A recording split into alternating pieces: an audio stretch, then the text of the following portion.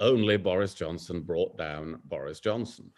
These pictures of circulated of people stabbing him in the back and so on. Well, actually, he committed political hara-kiri. Ultimately, in most people's minds, she's seen as the next prime minister now, Liz Truss. Are you worried for your man Rishi Sunak that Penny Mordaunt came out in favour of Liz Truss yesterday as well? The momentum is all with Liz Truss. Do you think it's a hopeless chance for Rishi Sunak now?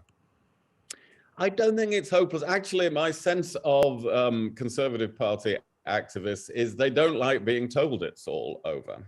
And so the idea there is this, there is a lot of support for Liz Truss from former cabinet colleagues and so on. And that poll at the beginning of the campaign was very favorable to her among the members, and the betting odds are very clearly for her and so on.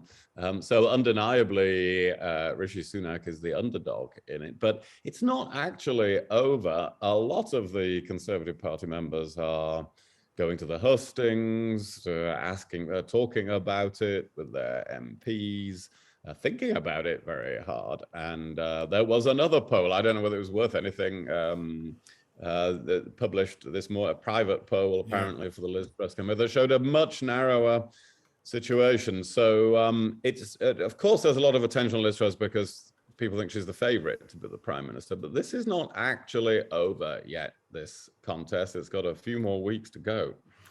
Yeah, that's very, very true.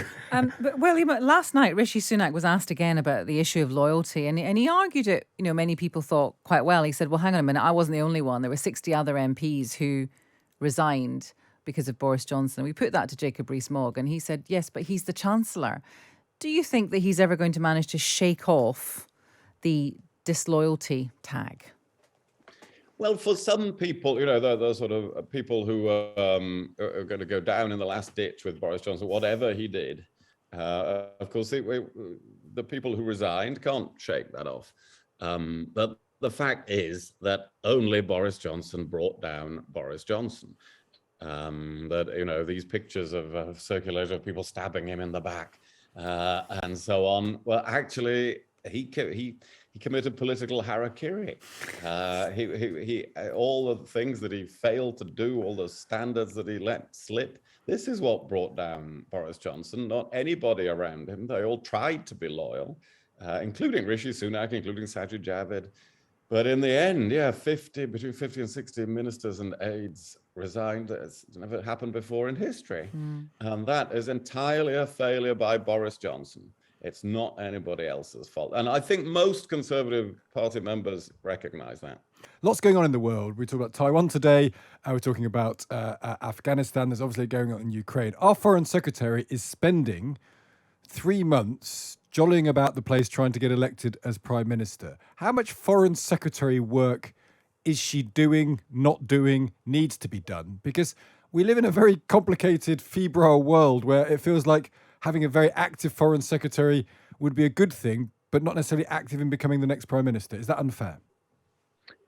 Well, I think, look, it's a bit much, isn't it, to expect to say the Foreign Secretary of the UK can't stand to be the Prime Minister. That would be the implication of what you're saying, that you can't be distracted at all. So he mustn't be a candidate for Prime Minister. I think she has to be allowed to stand. I mean, I'm supporting the other guy, but she is she's a candidate, a strong candidate, of course, with a lot of support, as we discussed earlier.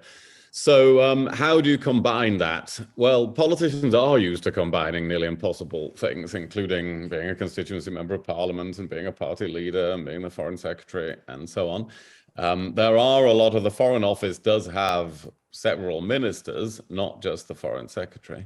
But I'm sure, and I would hope, that she is late at night still going through those red boxes and sending out orders to the embassies and so on. So she must be working pretty hard.